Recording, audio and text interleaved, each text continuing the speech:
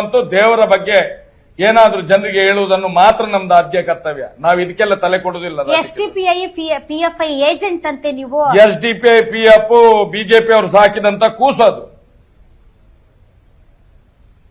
BJP ಅವರು ಸಾಕಿದಂತ ಕೂಸದು SDPI. ನಿಮ್ಗೆ ಗೊತ್ತಿರಬಹುದು, ಬಂಟ್ವಾಳ ತಾಲೂಕಿನಲ್ಲಿ ನಾಗರಾಜ ಶೆಟ್ರು ಅಂತ ಇದ್ರು, ಗೊತ್ತಾ? ಅವರು ಮಿನಿಸ್ಟರ್ ಆಗಿದ್ರು, ಮುಜರಾಯಿ ಇಲಾಖೆ ಮಿನಿಸ್ಟರ್ ಆಗಿದ್ರು. ಆಗ ಬಂಟ್ವಾಳದಲ್ಲಿ ಕಾಂಗ್ರೆಸ್ಸಿನ ಮತ ಬ್ಯಾಂಕ್ ಅನ್ನು ಒಡಿಬೇಕು, ಮುಸಲ್ಮಾನರ ಮತವನ್ನು ಒಡಿಬೇಕು, ಅದಕ್ಕೆ ಎಸ್ಡಿಪಿಐ ಸ್ಥಾಪನೆ ಮಾಡಿದ್ರು.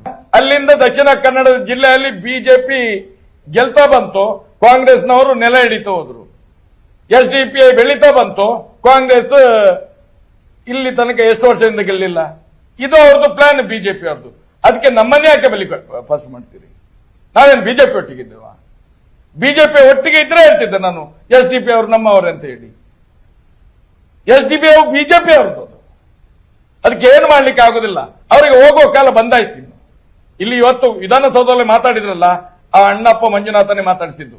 ನಾನು ಹೇಳ್ತೇನೆ, ಯಾರ್ಯಾರು ತಪ್ಪು ನಿನ್ನೆ